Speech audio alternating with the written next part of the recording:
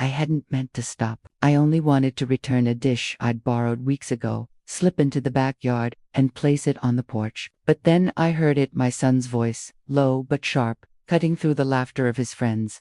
Why is she even still alive? The words slid under my skin like a knife. For a moment, I thought maybe I'd misheard. My hands froze around the chipped ceramic bowl, fingers trembling against the cool glaze. But the silence that followed was too heavy, too knowing. No one corrected him. No one rushed to soften the cruelty. I stood there, rooted, the air smelling of cut grass and grilled meat. My son's backyard, the same place where he once ran barefoot, chasing fireflies, begging me for one more story before bed, now felt like foreign soil. I could have turned away, slipped back into the night, carrying my shame like an old scarf. But something inside me shifted, something stubborn and unbroken. I did not leave, I walked in. And as I crossed that threshold, my heart whispered the truth I'd buried for years. My story is not finished. Not yet. I don't know what hurt more, that my son had said those words, or that no one at the table had flinched. They went on, eating, drinking, laughing, as if my existence were just another burden to endure.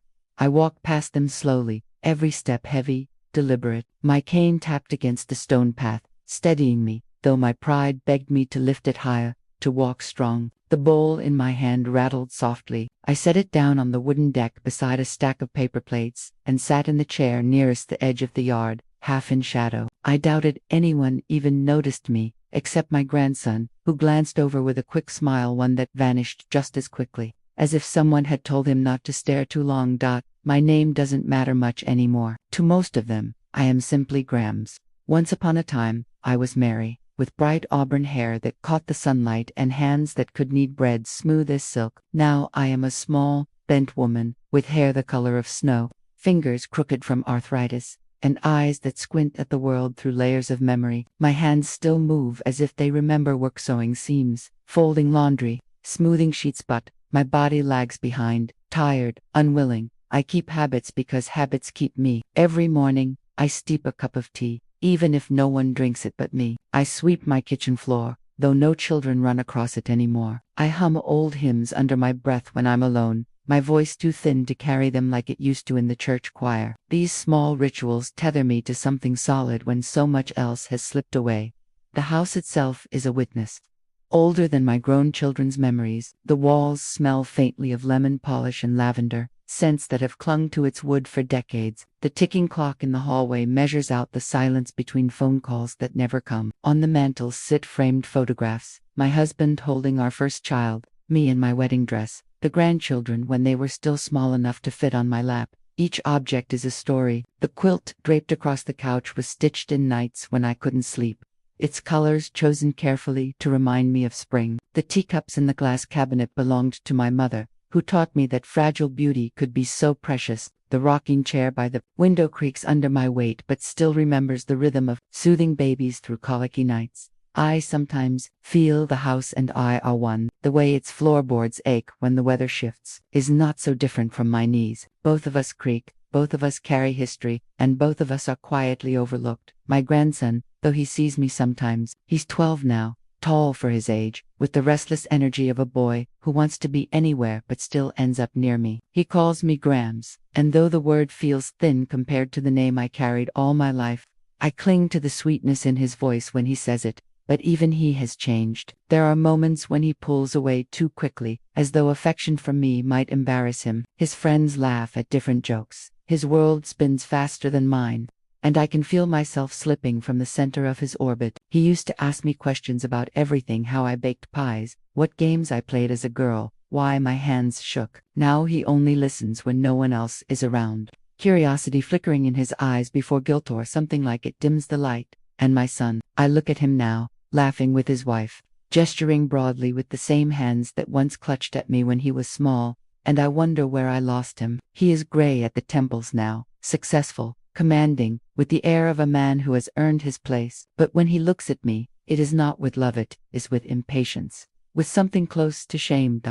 I remember when I was his entire world. He would cling to my skirts, fall asleep in my lap, whisper secrets into my ear because he trusted no one else. And now, to him, I am an inconvenience, a reminder of mortality, a duty to be tolerated rather than a presence to be cherished. The yard was filled with chatter and clinking glasses, but I sat apart, letting the evening light fall across my face. The air smelled of grilled meat and summer flowers, but beneath it lingered something bitter, the knowledge that my place among them was fragile, conditional. Still, I stayed, because I have learned, after all these years, that sometimes staying silent is the only rebellion left, and because my story, my life cannot be erased, so is, even if they wish it so.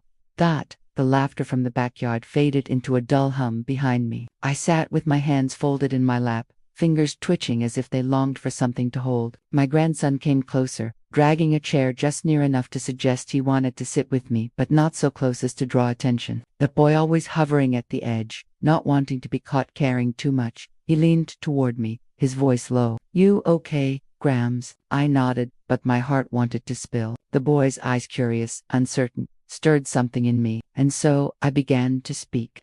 Though I wasn't sure he wanted the answer. "I was younger than you when I first learned what hunger felt like," I told him. My words surprised me, as if they'd been waiting all this time for a listener. His eyes widened a little, and I saw the flicker of curiosity. "So," I went on, "it was winter. The snow had fallen so thick it buried the garden, the road, the whole world, it seemed. We had no wood left for the fire, and my father was gone. Work took him far, farther than he ever came back from." My mother sat at the kitchen table with her hands folded, just like mine now, staring at an empty loaf pan. She didn't cry. She never cried. She just hummed quietly, a tune I never knew the name of. I closed my eyes, remembering the cold seeping into our bones, the way the windows frosted white. We had nothing but a sack of flour, old and clumpy. She mixed it with water, baked it in that empty pan, and called it bread. We ate in silence, pretending it was enough. I opened my eyes. The boy leaned closer, his young brow furrowed. For a moment, I felt less invisible. But life was not all hunger in empty rooms, I said softly, letting the memory shift. There were moments, too, that carried me. I smiled, though my lips trembled. "I met your grandfather at a summer fair. He was tall, with a crooked smile that seemed to hint at mischief waiting to happen. He offered me a slice of pie from the stand where he worked, peach filling dripping through the crust. I told him I couldn't pay, and he said, 'Then you'll just owe me a dance.'" I laughed quietly, the sound startling even me. I had never danced before, not properly, but that night, under string lights and fireflies, I let him twirl me in circles until the world blurred. My feet ached, but my heart felt light, lighter than it ever had. I glanced at my grandson, who looked embarrassed, as boys his age often do when old people speak of love, but I also saw his lips twitch, fighting a smile. "We married young," I continued, "too young, by most standards. We had little, but we had each other. He built the crib for our first child with his own hands, sanding the edges until they were smooth. I stitched tiny clothes by lamplight, my fingers raw but determined. My voice cracked. There were nights I thought I couldn't go on, nights when the cupboards were bare, when the roof leaked, when sickness threatened to take what little we had. But I would look at his face, and I knew we had chosen this life, together, and together we could weather it. My grandson shifted, fidgeting, but he didn't leave. He was listening. That mattered more than anything. I took a long breath, steadying myself. Then came the war. His head lifted. War was just a word to him, something from textbooks, black and white photos. But for me, it was color and sound, the red of fear, the gray of letters, the sharp echo of silence. Your grandfather left with nothing but a duffel bag and a kiss on my forehead. He promised he'd come back, and I kept the house alive. I worked in the mill, long shifts that left my arms aching, the machines roaring louder than any lullaby. I raised the children mostly alone, cooking beans and bread, praying each night that the telegram man would pass our door. I swallowed hard. There were weeks when no letters came, and when they did, I pressed them to my face as if I could breathe him in, keep him near. That was the only way I survived the thought that he was somewhere under the same sky, thinking of me. My hands trembled, but the boy reached out just briefly, the brush of his small fingers against mine. He pulled away quickly, embarrassed by his tenderness, but I felt it. "Do you know what it feels like to win a small battle no one else sees?" I asked him. He shook his head. "I remember the first time I made a pie entirely from our own garden apples, butter, even the sugar I'd saved for months. It was nothing to the world, but to me, it was proof. Proof that I could turn hardship into sweetness. Proof that life could still hold joy." I leaned back in my chair, closing my eyes, That's how I learned victories don't always look like medals or trophies. Sometimes they look like a child's full stomach. Sometimes they look like laughter breaking a long silence. When I opened my eyes, my grandson was staring at me differently, not as if I were a relic or a duty, but as if I were someone he hadn't really known until now. "Grams," he whispered, "why didn't you ever tell Dad all this?" I sighed. Because he didn't want to hear. He wanted to build his own story, without the weight of mine pressing down. And maybe I let him. Maybe that was my mistake. He frowned, the kind of frown that comes when a child sees the cracks in adults for the first time. "But it's not fair. You did everything. You kept them alive." I smiled sadly. "Fair has little to do with it, sweetheart. Life is not about fairness. It's about love, about holding on when everything else falls away." The sound of my son's laughter drifted over from the table, booming, confident. Once, that sound had been music to me. Now it cut sharply, reminding me of the gulf between us. "He thinks I'm a burden," I said quietly, more to myself than to the boy. "A weight that drags him down. He forgets there was a time when I carried him, when I gave up my youth so his could thrive." I felt my eyes sting, but I blinked it away. Tears are too heavy to waste. The boy shifted again, and this time, he didn't pull away. He slipped his small hand into mine and left it there, warm and steady. It was the gentlest defiance against the silence of the others. I pointed toward the house, toward the dim light glowing through the kitchen window. "Inside, there's a box beneath my bed. The letters your grandfather wrote me from the war. His handwriting is messy, his words plain, but every page carries his love. I keep them because real love does not die, even if the body does." The boy's eyes lit with something like reverence. "Tomorrow," I whispered, "I'll show them to you, but only you. Some stories belong to those who truly listen." The night deepened, the air cooler, shadows stretching across the lawn. The party went on behind us, but for me, the world had narrowed to this boy beside me, and the weight of memories pressing against my chest. I thought of hunger and bread, of summer fairs and dances, of war and letters, of quiet pies cooling on windows. My life, so full of small, ordinary things, suddenly seemed extraordinary, simply because I had endured it, carried it, and was still here to tell it. And for the first time in a long while, I felt that maybe it mattered.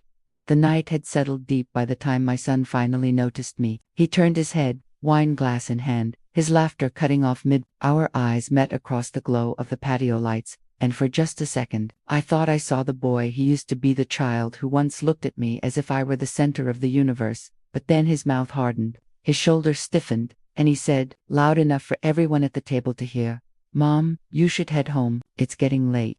The words weren't cruel on the surface, but the sharpness beneath them carried the same sting as before. They weren't an invitation to rest. They were dismissed. The old me, the one who had spent years shrinking herself so her children could grow tall, might have obeyed, might have slipped away quietly, carrying my hurt like a shadow. But something inside me, stirred awake by my grandson's small hand in mine, refused. I stood, the cane pressing steadily into the grass, my bones protesting, but my spirit steady. The chatter at the table died down, one voice after another falling silent until only the cicadas filled the space between us. "I will go," I said softly, but my voice carried. "But not before I remind you that I have lived a life." Their eyes turned to me, some curious, some uncomfortable, some impatient. My son's jaw clenched, but I did not look away.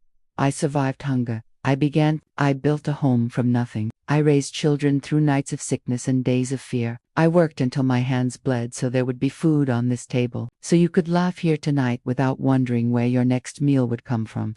I felt my grandson's eyes on me, wide, listening, and that gave me strength. I loved a man who went to war and came back changed, but still mine. I buried friends, I buried family, and I kept going, even when the world told me to sit down, be quiet, disappear. My hands trembled, but I lifted my chin, and I will not apologize for being alive. I will not be ashamed of these years I've carried. Every wrinkle, every scar, every ache, they are proof that I have lived, proof that I matter, whether you see it or not. The words hung in the air, heavy as stone, yet fragile as glass. My son's face darkened, his lips pressed tight, but he said nothing. His wife looked away. A cousin shifted uncomfortably. For once, they were silent, not because they respected me, perhaps, but because they did not know how to answer. And in that silence, I felt stronger than I had in years. I turned slightly, my eyes softening as I looked at my grandson. He sat taller now, his small shoulders squared as if he understood that something important had just been passed to him. His hand found mine again, this time without hesitation. That touch was enough. I did not need applause. I did not need their sudden respect. What I needed was to claim myself again, to stop pretending that my life had ended simply because they chose not to see it. So I straightened as much as my old spine allowed, and I walked back toward the house, slow but certain. My cane struck the path with a rhythm that felt almost like music, a drumbeat of defiance. Behind me, I heard voices pick up again, uneasy laughter trying to stitch the moment closed, but my grandson's quiet footsteps followed me, steady, loyal. For the first time in many years, I did not feel small. I felt whole. The house welcomed me with its familiar hush, the air cool and scented faintly of lavender and old wood. I set my cane by the door and lowered myself into the rocking chair by the window. The same place I had soothed my children through sleepless nights. My heart was still beating fast, but not from fear, from release. A moment later, my grandson slipped inside. He didn't announce himself, didn't ask permission. He simply came and sat cross-legged on the rug at my feet, the way he used to when he was small enough to play with toy cars under this very chair. "Grams," he whispered, "I'm glad you didn't leave." I reached down, brushing a stray lock of hair from his forehead. My hand shook, but he didn't flinch away. Instead, he leaned into my touch, and for the first time all evening, I felt like I belonged. "Do you know what keeps us alive?" I asked him softly. "Not money, not houses, not even years. It's stories, the ones we carry, the ones we pass down." He nodded, eyes shining in the dim light. "Will you tell me more?" I smiled, though it was tired and edged with sorrow. "Yes, tomorrow. There's a box under my bed. Letters, photographs, pieces of who I was, of who we were. They'll be yours one day, but for now, they're ours." We sat in silence then, the kind of silence that feels full rather than empty. Outside, the muffled hum of voices carried on, but here, in this room, time seemed to slow. The rocking chair creaked, steady, like a heartbeat, like a promise. I looked at him, really looked, and saw not just a boy but a bridge, between past and future, between what was forgotten and what might be remembered. And in that moment, I knew my story would not vanish into dust. It would live, because he would carry it. I took his hand in both of mine, my wrinkled fingers wrapping around his smooth ones. "One day," I said, "when you're older, and someone tries to tell you you don't matter, you remember this. Your life is proof. Every breath, every scar, every joy you matter." His small hand squeezed back, firm, steady, and for the first time in a long time, I felt at peace.